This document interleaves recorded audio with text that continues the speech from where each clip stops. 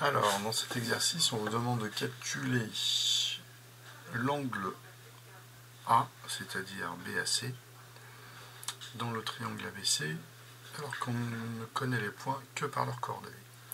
Donc on va se servir du produit scalaire, de deux définitions différentes du produit scalaire.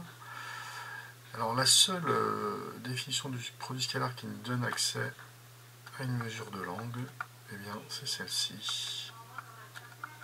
Le produit scalaire du vecteur AB par le vecteur AC est égal au produit des longueurs ABAC que multiplie le cosinus de l'angle BAC. Donc cet angle BAC, on l'appellera l'angle A dans le triangle. Une fois qu'on a... Alors, comment on va nous procéder? Eh bien, avec les coordonnées, on va calculer les longueurs ABAC. Et on va pouvoir aussi calculer le produit scalaire ABAC. Ce qui nous permettra d'obtenir le cosinus de l'angle A.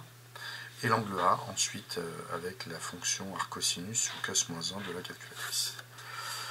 Donc on va commencer les calculs.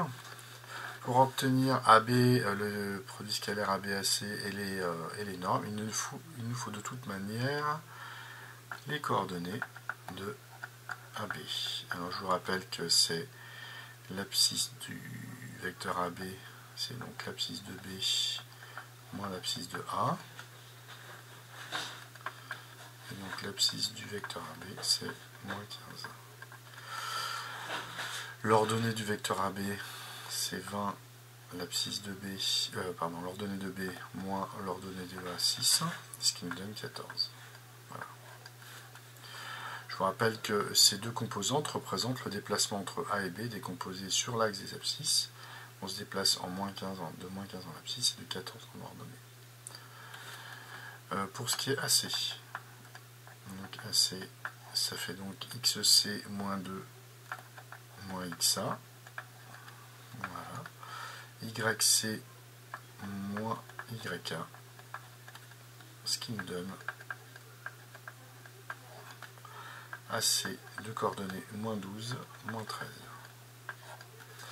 Alors on va tout de suite calculer le produit scalaire AB scalaire AC,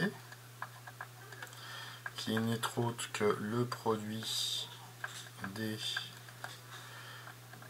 abscisses des deux vecteurs plus le produit des ordonnées. Je vous rappelle que si j'ai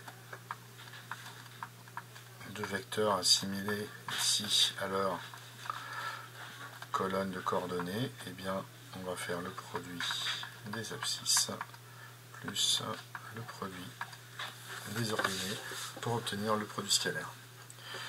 Donc le calcul nous donne moins 2. D'accord? Voilà, à l'aide des coordonnées, nous avons obtenu le produit scalaire.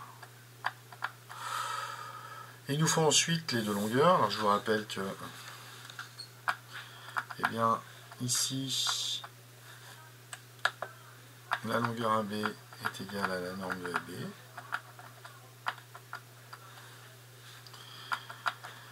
Alors ici, on a déjà les coordonnées de AB, donc c'est assez facile. Puisque je me déplace de moins 15, je rappelle que cette formule, c'est tout simplement une application de Pythagore, ce qui implique d'ailleurs, ce qui n'est pas précisé dans l'exercice, qu'il faut être dans un repère orthonormé. Donc le carré, la racine carrée de la somme des carrés des composantes, ce qui va me donner ici racine de 421. Alors, je vais vous écrire une formule aussi. La norme de AB, c'est la racine carrée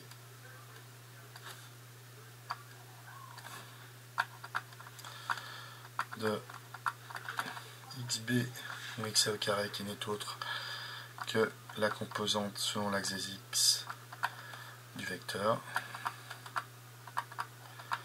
et ici plus le carré de la composante selon l'axe des y. Donc on va de la même manière calculer AC, qui est égal à la norme du vecteur AC, qui est donc égal ici à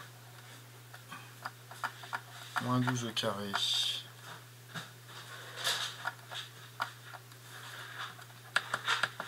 plus moins 13 au carré, ce qui nous donne racine carrée de 313. Alors si on inverse la formule qui est ici, on obtient cosinus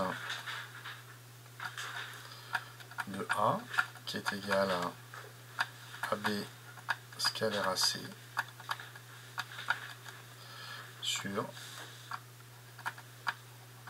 la longueur AB que multiplier la longueur AC. Donc pour finir, nous allons faire l'application numérique. Sur la calculatrice, nous avons donc,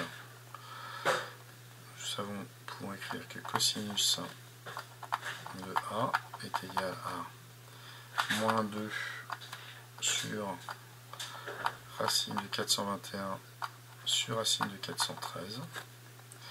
Quand on tape ça sur la calculatrice, alors calculatrice, on va calculatrice, puisqu'on connaît le cosinus de l'angle A c'est ce nombre. Pour avoir l'angle A, évidemment, on va prendre la fonction cosinus ou arccos. Selon certaines calculatrices, et bien vous tapez cosinus moins 1 de racine de 421 sur 413. Et vous obtenez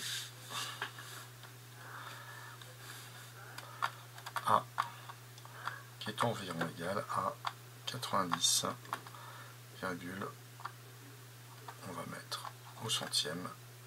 Évidemment, c'est en degrés. Alors attention, il faut bien avoir paramétré sa calculatrice en degrés.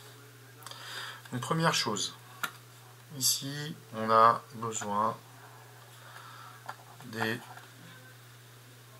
coordonnées des vecteurs. Ensuite, on calcule les valeurs,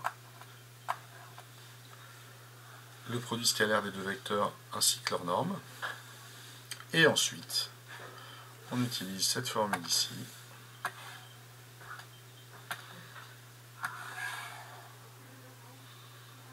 Voilà,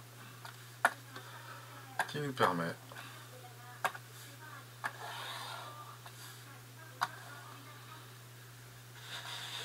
de trouver, d'avoir une valeur numérique du cosinus de l'angle A, et en utilisant la fonction inverse cos-1 de la calculatrice, on obtient l'angle A ici en degrés.